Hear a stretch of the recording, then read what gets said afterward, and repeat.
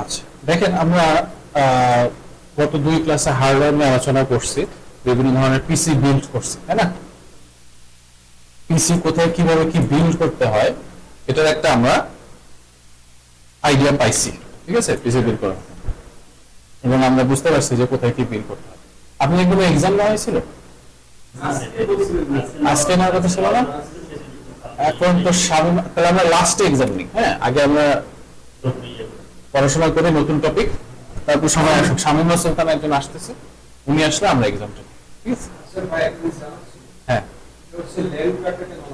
হ্যাঁ, land card হলো যদি মাদারবোর্ডের যে ইন্টারনেট কানেকশনটা দেওয়া হয়েছে, আপনাকে দেখতে একটা সাদা তার আসছে, তাই না আমার পিছনে, ওটা ডাইরেক্টলি মাদারবোর্ডের সাথে দেওয়া হয়েছে।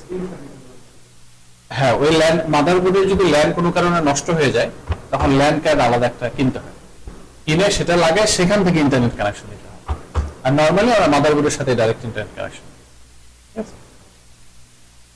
তো দেখেন এখানে বিল্ড তো করলাম। এখন সত্যি কথা বলতে বিল্ডের প্র্যাকটিক্যাল নলেজটা আপনাদের দরকার, কিন্তু সেটা তো আসলে ওইভাবে আমাকে দেখানো সম্ভব না বিল্ড করে এখন আপনাদের সামনে। তো আমি আপনাদের যেটা করতে পারি যে ভিডিও রিকমেন্ড করতে পারি। হ্যাঁ, এখানে তো আপনার ফাইল নাই, ওই পিসিটা ঠিক হলে আপনি নেক্সট দিন থেকে আবার ওই পিসিতে বসবেন। এখানে আপাতত ইন্টারনেট নর্মাল ভাবে ব্রাউজিং করুন। আজকে তেমন কিছু না, মানে আপনার অ্যাকাউন্টে ঢুকতে হবে না আজকে, মানে প্রয়োজন নাই, আপনি নর্মালি ব্রাউজিং করতে হবে, সমস্যা নেই, ঠিক আছে?